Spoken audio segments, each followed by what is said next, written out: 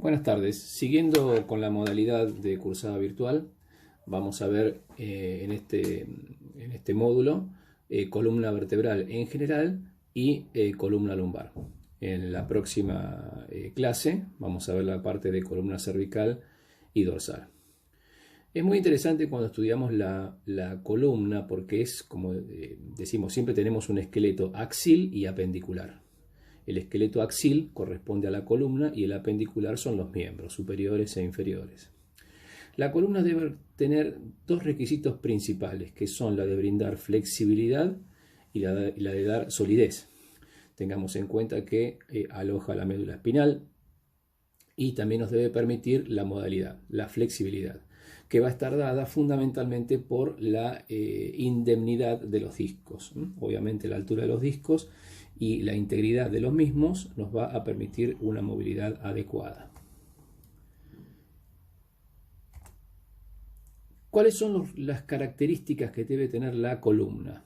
Básicamente estas cuatro: resistencia, elasticidad, estabilidad y movilidad. O sea, la columna tiene que ser resistente, especialmente en el aspecto de las cargas axiales, las cargas que tienen que ver con el peso corporal. Supongan, si ustedes ven, el tamaño de las vértebras va aumentando a medida que descendemos, porque va aumentando la carga que se va transmitiendo de una vértebra a la otra. Esta resistencia es fundamental también para la protección del neuroeje. Tiene que ser elástica que recordamos que es un concepto que se refiere en cuanto a la capacidad de modificar su forma. O sea, ¿se acuerdan que los conceptos de elasticidad y flexibilidad? La estabilidad es un aspecto muy importante que lo vamos a desarrollar en detalle porque habla de que en algún momento cuando nosotros tenemos una columna que está inestable, esto va a generar alteraciones, tanto desde el punto de vista mecánico como neurológico.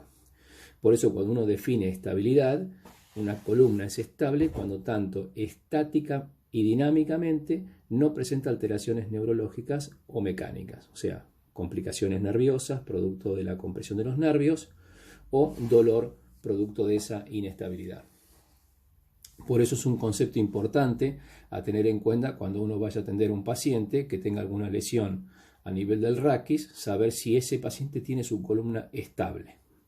Por eso recuerden, la estabilidad la vamos a estudiar, vamos a hablar en detalle y dar alguna clasificación actualizada. Y por supuesto la movilidad. La movilidad es esencial para desplazarnos, para poder movernos, para poder ubicar el tronco en forma adecuada.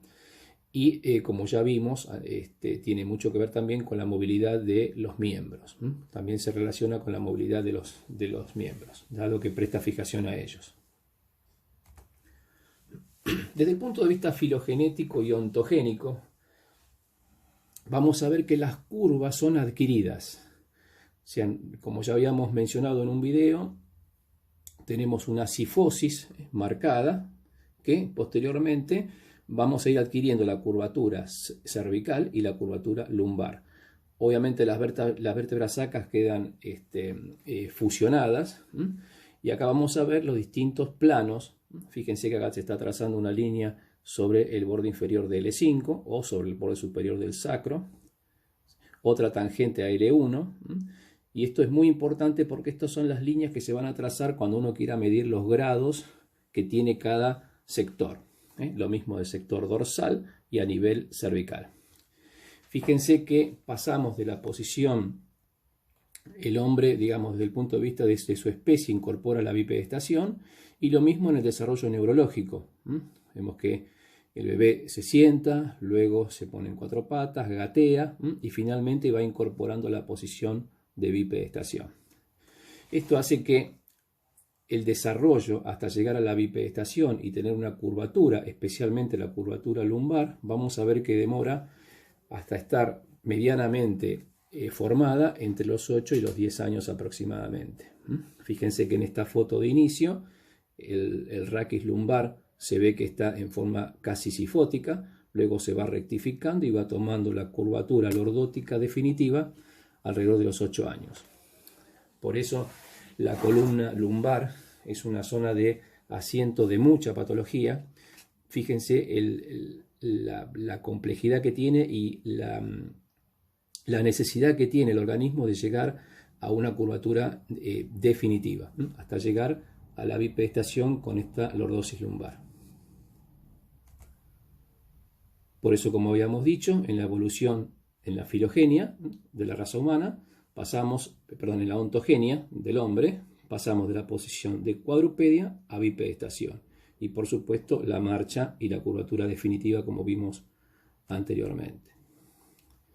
Por eso la curvatura, como habíamos dicho, a nivel lumbar, que es donde se genera mayor estrés, porque fíjense que la curvatura sacra quedó fusionada.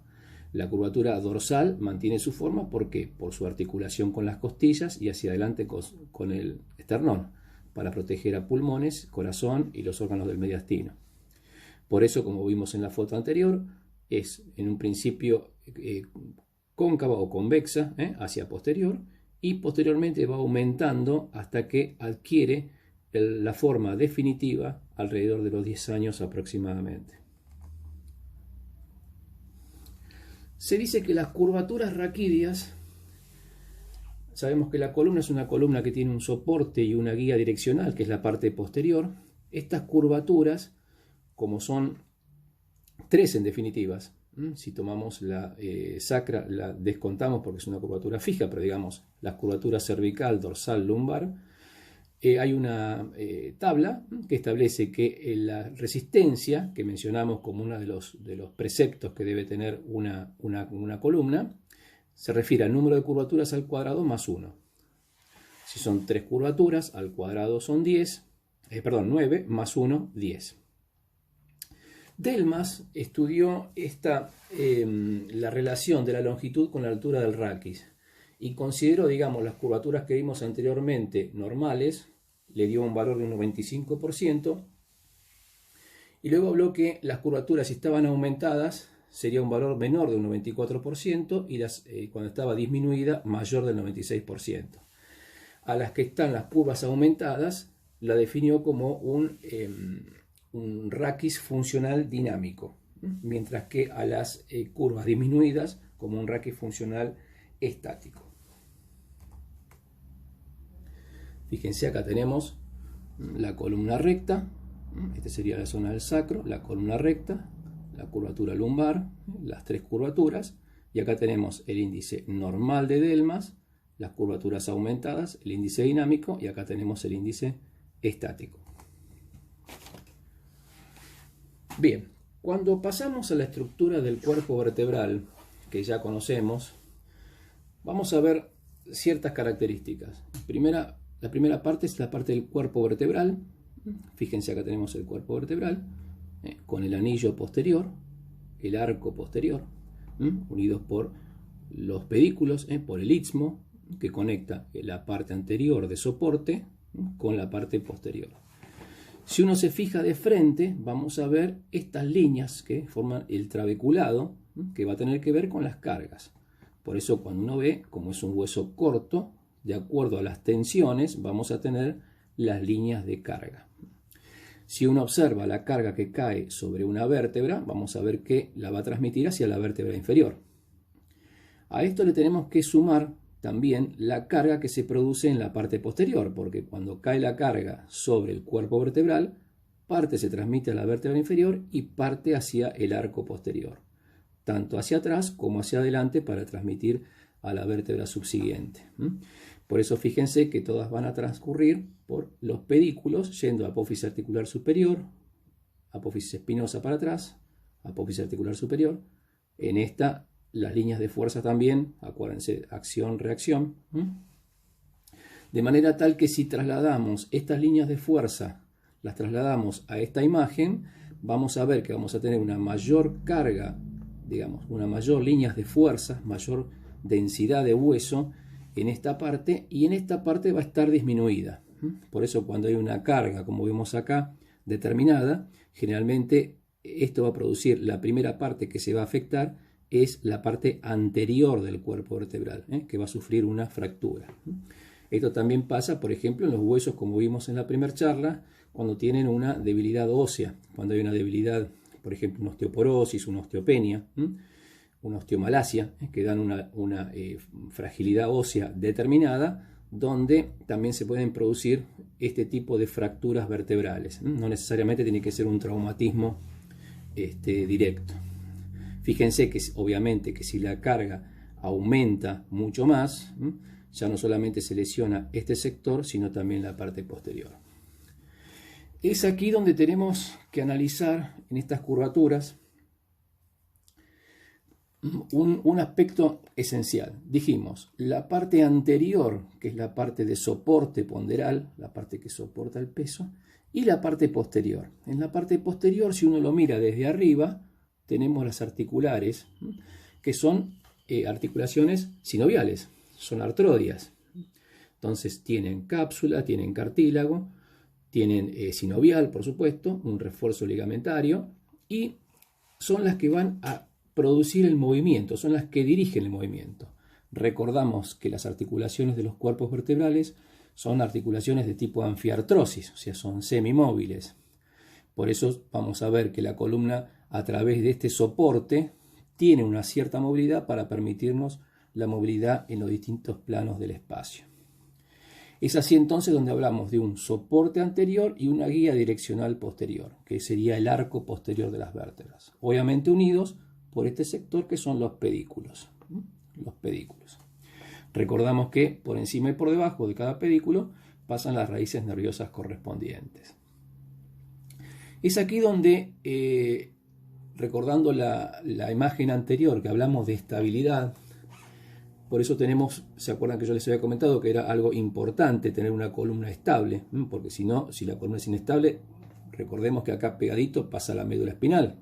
¿Sí? Bueno, en el sector, esta es una vértebra lumbar, acá pasan las raíces de la cola de caballo, pero inmediatamente por detrás del cuerpo vertebral tenemos la médula o las raíces nerviosas de la cola de caballo. Entonces, hay una clasificación que debemos conocer, que se llama la clasificación de Dennis. Es una clasificación que divide al cuerpo, a la vértebra, en tres. Una línea que pasa por el centro del cuerpo de la vértebra, una línea que pasa inmediatamente por detrás de la vértebra y lo que queda por detrás de esta segunda línea. Entonces llamamos a la parte anterior de esta línea, se llama columna anterior, a la parte que queda en el medio, columna media de Dennis, y finalmente la columna posterior. Por definición, si bien hay que estudiar cuando hay una inestabilidad en la columna, por definición, Dennis habla de que cuando se afecta una columna, es una columna generalmente estable, como podría ser esta con una lesión mínima, y cuando se afecta a dos o más columnas es inestable esa columna. Esto implica que si es estable, uno puede con inmovilización, con un corsé, con un yeso, puede mantenerla. En cambio, si hay una alteración de más de una columna, ya va a producir, como habíamos dicho, alteraciones neurológicas o mecánicas de dolor. Por eso van a requerir algún tipo de intervención quirúrgica, siempre obviamente analizando cada caso, ¿no? El estado general, la edad del paciente, etc.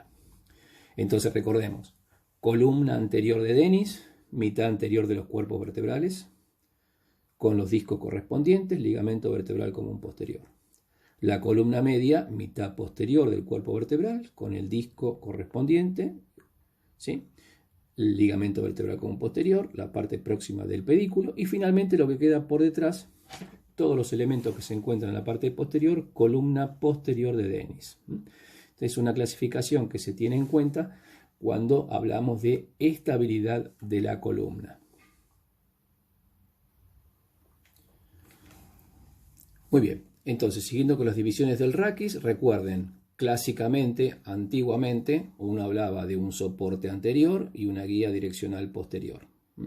Ahora hablamos de las columnas de Dennis, que eran las líneas que habíamos mencionado, en anterior, media y posterior.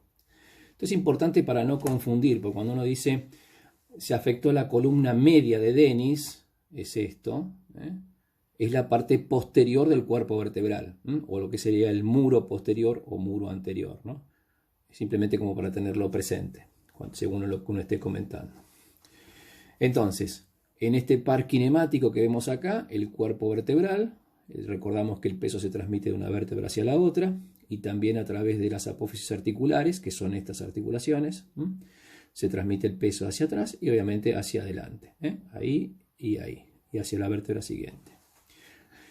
Entonces, a este nivel tenemos el disco intervertebral, que vamos a ver que generalmente está ubicado más hacia posterior, que más hacia posterior. Si uno traza una línea en la parte media, vamos a ver que está más hacia posterior. Según el sector, ya vamos a ver que varía, pero siempre está de la mitad hacia atrás, hacia posterior. Por eso cuando hay una migración del disco, es más fácil que migre hacia posterior que migre hacia anterior. Se puede dar excepcionalmente, sí, pero esencialmente cuando se produce una hernia, una migración, va a producirse a nivel posterior. El disco intervertebral, que ya lo vamos a analizar, con un refuerzo del ligamento vertebral común anterior y posterior. Esta es una anfiartrosis. Recordamos que el ligamento vertebral común anterior, a medida que descendemos en la columna, va tomando mayor tamaño. Y el ligamento vertebral común posterior, recordamos que se angostaba a nivel de los cuerpos y tomaba una dimensión como en cruz, abriéndose a nivel de la parte inferior de los cuerpos y de los discos.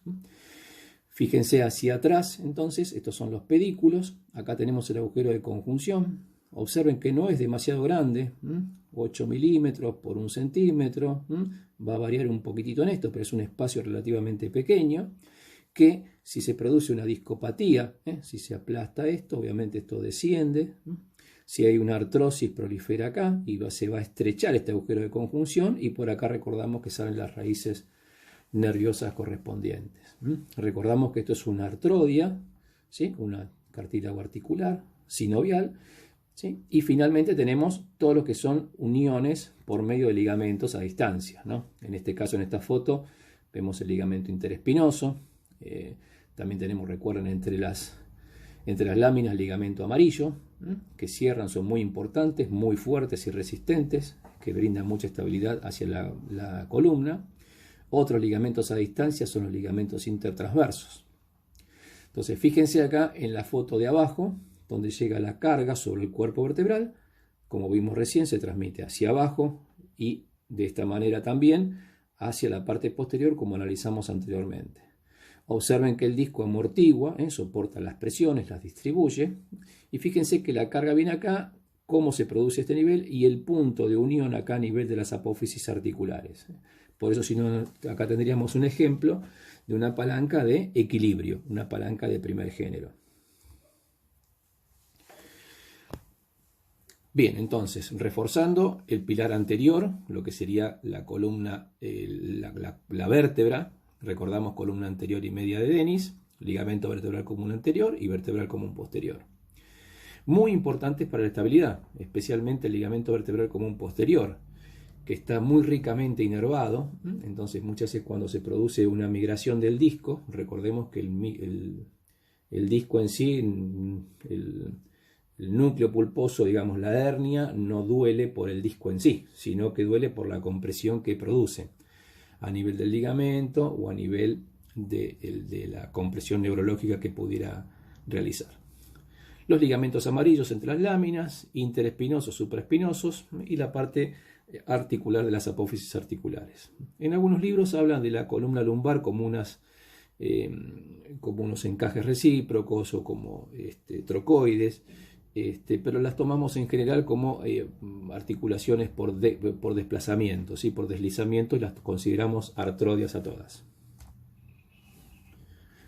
Bien, fíjense en esta imagen, en la imagen de la izquierda, donde podemos ver en detalle la parte del centro, digamos, acá sería un corte axial, un corte transversal, donde vemos en el centro el núcleo pulposo y rodeado por fibras concéntricas, ¿sí?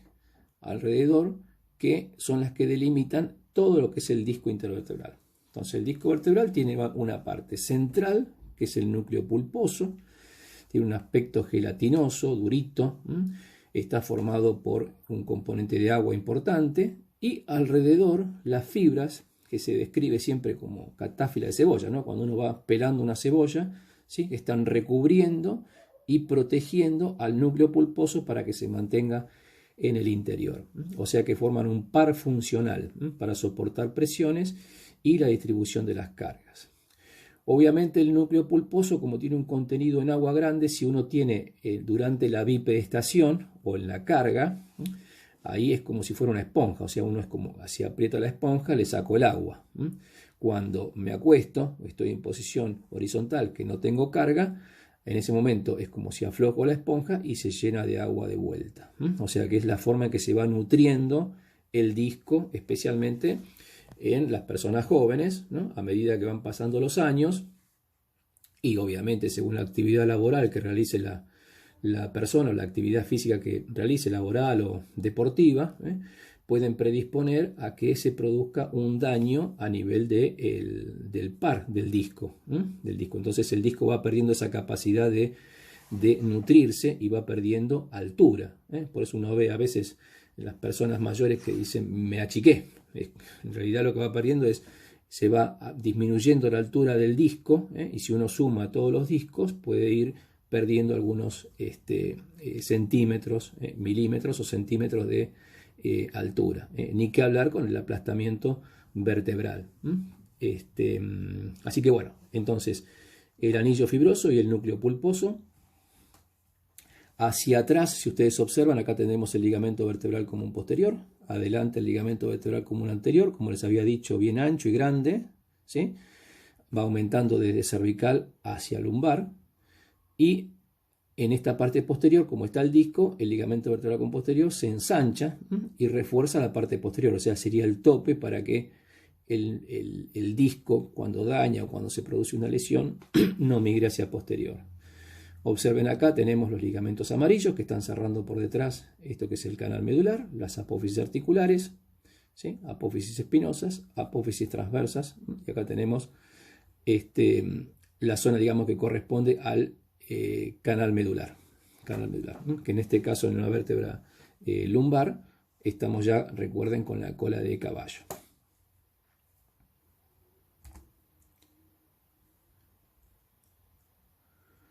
Bien, dentro de las articulaciones del raquis, entonces, habíamos visto la de los cuerpos vertebrales, las de las apófisis articulares. A nivel cervical, recuerden que tenemos las zuncovertebrales. Y hay sectores de importancia, ¿no es cierto? Como el sector lumbosacroilíaco, dorsolumbar. Recuerden que en las zonas de transición es donde se producen alteraciones, o digamos, donde hay un estrés importante y donde puede ser asiento de patología. Obviamente dentro las primeras son las articulaciones que conocemos como tales, y luego serían por ligamentos por sindesmosis, por unión a distancia.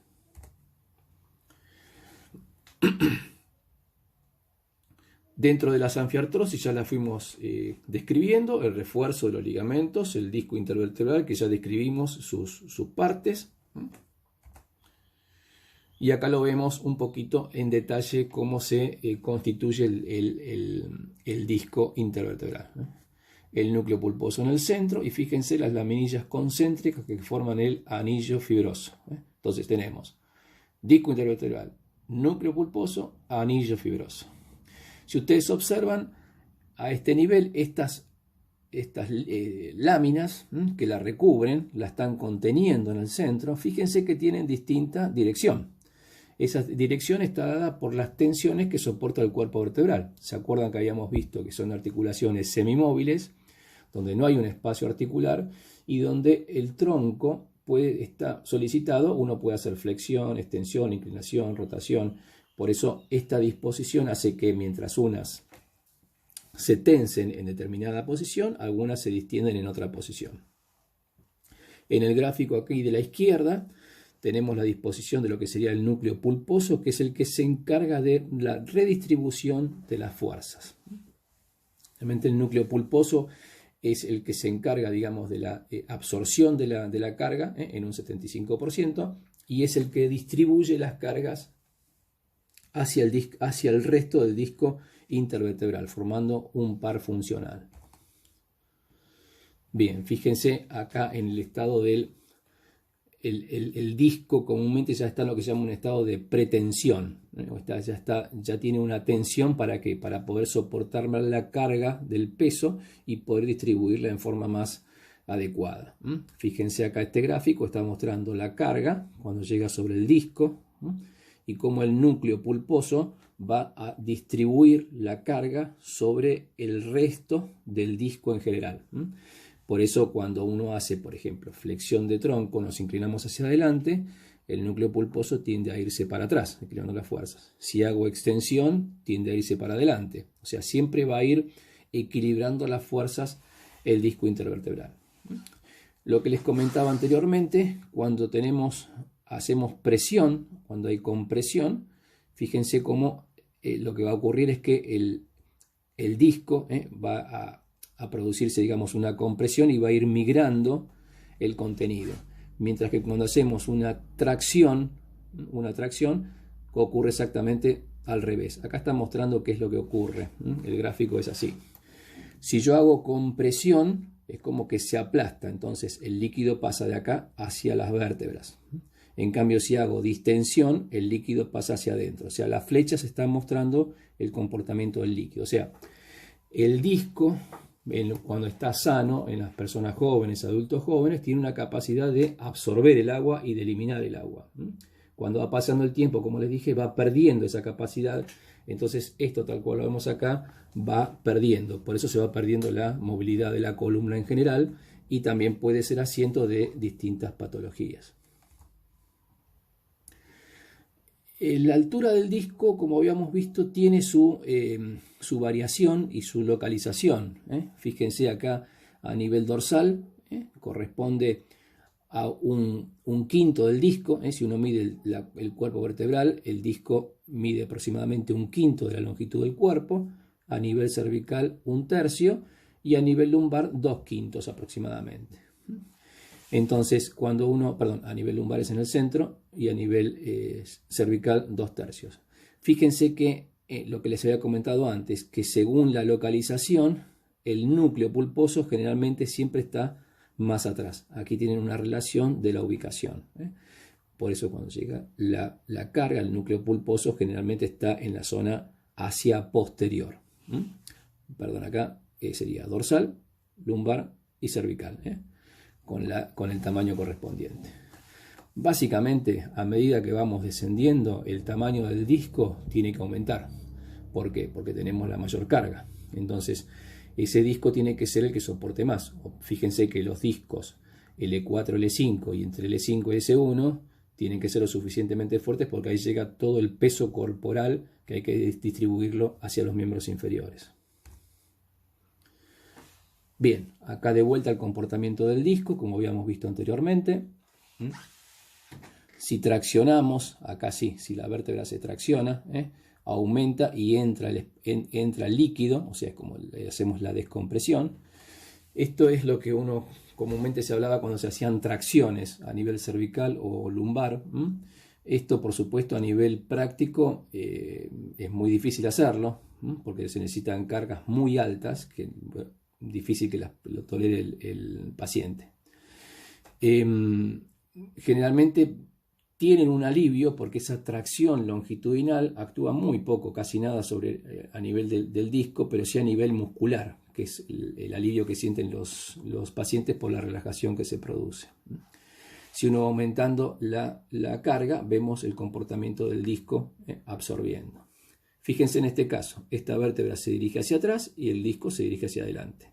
Acá hacemos una compresión hacia un lado y el disco se dirige hacia el otro. Siempre equilibrando las fuerzas. Mientras esté indemne, el líquido lo que va a hacer es el equilibrio de las fuerzas. Lo mismo si hacemos una flexión, como dijimos, una compresión en el centro con rotación, y ahí es donde el disco va a actuar en forma simétrica y equilibrando y absorbiendo las fuerzas.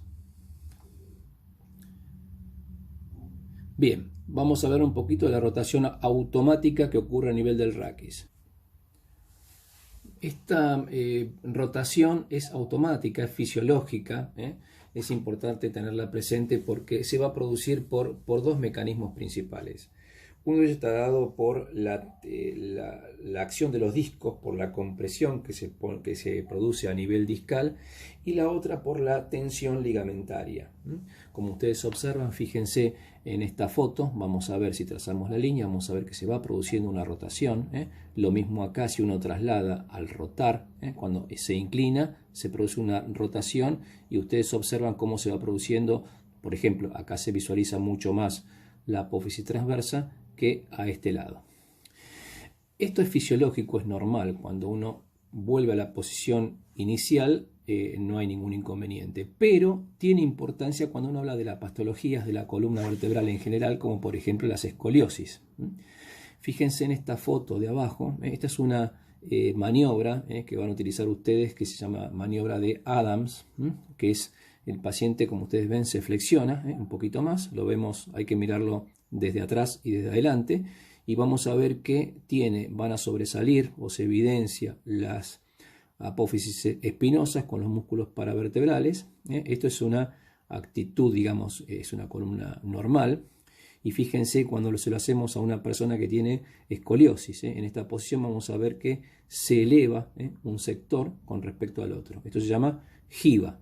Es una jiba o jorobita, una joroba costal que obviamente va a ser de las costillas en un lado posterior, en este caso supongamos, en el ejemplo que vemos acá, costal posterior izquierda, y obviamente para compensar por la rotación de las vértebras, obviamente giran las costillas a las que están unidas y va a tener una jorobita o jiba anterior derecha.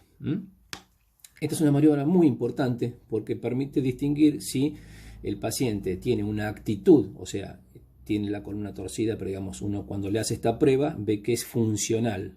Es funcional porque de esta manera corrige. De esta manera, cuando la tenemos acá, ya es una curvatura estructural y obviamente cambia el pronóstico y el tratamiento.